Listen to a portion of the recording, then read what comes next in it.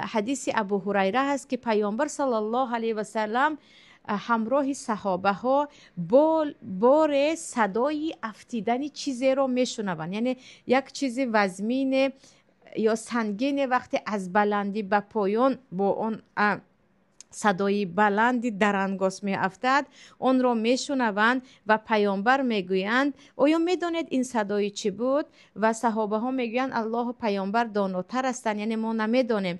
پیامبر می گویند این صدای سنگ هست که 70 سال هست که از بالا افتیده بود، انا الان به پایان یا چقوری جهنم افتید. یعنی سبحان الله، جهنم اینقدر چقور است که یک سنگ اگر پرتاب کرده شود بعد از 70 سال چی می شود؟ به پایان می رسد. و همیشه درباره منافقین هم فی درک اسفل من النار میگوید الله آنها در چقوری آن هست. و چیزی عجیب خواهران عزیز درباره اهل دوزخ یا دوزخیان، در درس پیشتر گفتیم که اهل جنت در صورتی یا در قد و بستی حضرت آدم داخل می شوند و حضرت آدم تقریبا 30 متر بودن.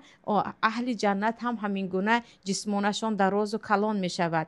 اهل دوزخ را پیامبر صلی الله علیه و سلم حدیث در صحیح مسلم است میگویند یک تا میگویند دندان کافری که در دوزخ می سوزد بزرگیش به اندازه کوه احد است. یعنی سبحان الله، هرچی جسم کلانتر است هرچی انسان دردش زیادتر است. برای همین میگویند انسان های فربه یا بزرگ جثه درد را سختتر و شدیدتر میکشند.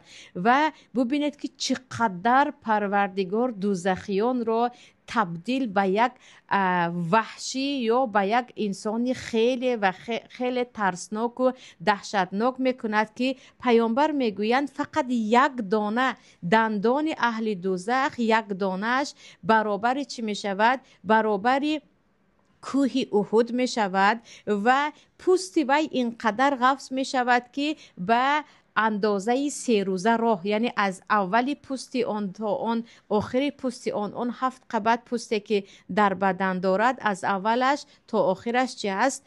تقریبا 3 روزه راه است. و میگویند پیامبر صلی الله علیه و سلم این چونین از این کتفی آن تا آن کتفی آن یک سواره اگر چه خیل با سرعتی بلند برود در 3 روز رفته میرسد. یعنی پناه به الله، آنهایی که اهل دوزخ هستند جسمایشان خیلی بزرگ و خیلی ترسناک می شود.